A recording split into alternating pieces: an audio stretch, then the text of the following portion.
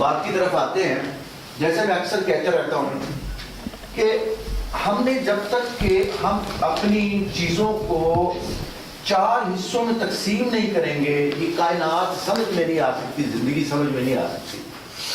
مثلا ہم باہر جاتے ہیں، لوگ روٹی کی خاطر بھاگے پھر رہے ہیں، لیکن وہ روٹی پوری نہیں ہوتی ان کی، کیوں؟ تو سارے کا سارا اپنا معاملہ صرف جسم پہ ہوتا ہے۔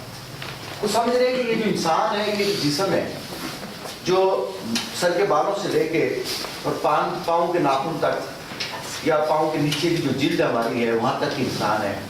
ایسا نہیں۔ اور دوسرا، انسان کے پاس جو خوبصورت چیز ہے وہ اس کے جذبات ہیں، اور تیسرا کیا ہے؟ مائنڈ ہے، اور چوتھا کیا ہے؟ روح ہے۔ ابھی بھی جب علامہ اقبال کا ہم شعر پڑھ رہے تھے تو انہوں نے دنیا کے 2 بڑے بادشاہ کا نام لکھا تھا، بتایا تھا کہ یہ دنیا کے بہت بڑے بادشاہ ہیں جنہوں نے دنیا کو پر حکومت کی، لیکن ساتھ انہوں نے پھر 2 صوفیہ کا ذکر بھی کیا۔ کون کون سے صوفی تھے وہ؟ جو حضرت جنید بغدادی رحمۃ اللہ علیہ اور بایزید بستامی رحمۃ اللہ علیہ۔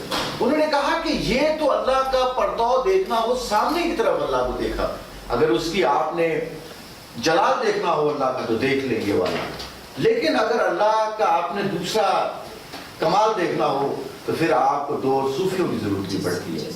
اس لیے میں یہ کہوں گا کہ آپ کو اگر میں کیپسول بنا کے دوں تاکہ زندگی کو ہم سمجھ سکیں کہ زندگی کیا ہے، تو اس کے لیے بہت ضروری ہے، اب اس کے لیے مجھے آئنسٹائن کی ضرورت ہے۔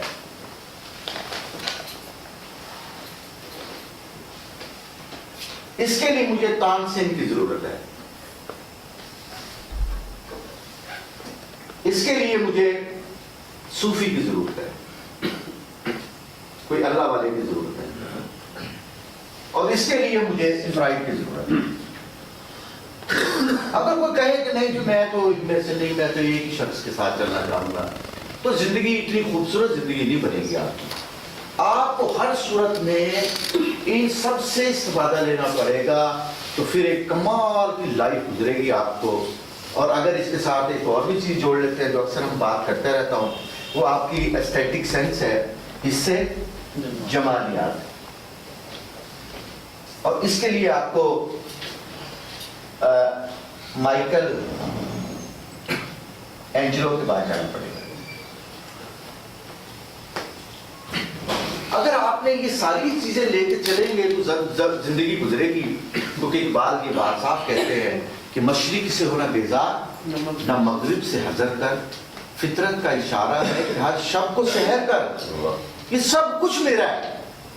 اگر میں کہوں کہ نہیں میں نے تو ایک جسم کے ساتھ زندگی گزارنی ہے، صرف سائنس کو لے کے چلوں گا میں، یہ فینومنن آف یونیورس جو اللہ سبحانہ تعالیٰ کے جو فینومننز ہیں، جو پوری کائنات قدرت اس نے بنا دی ہے، میں تو اس کو لے کے چلوں گا، تو یہ پھر آپ کا یہ والے حصے آپ کے تشنہ رہیں گے۔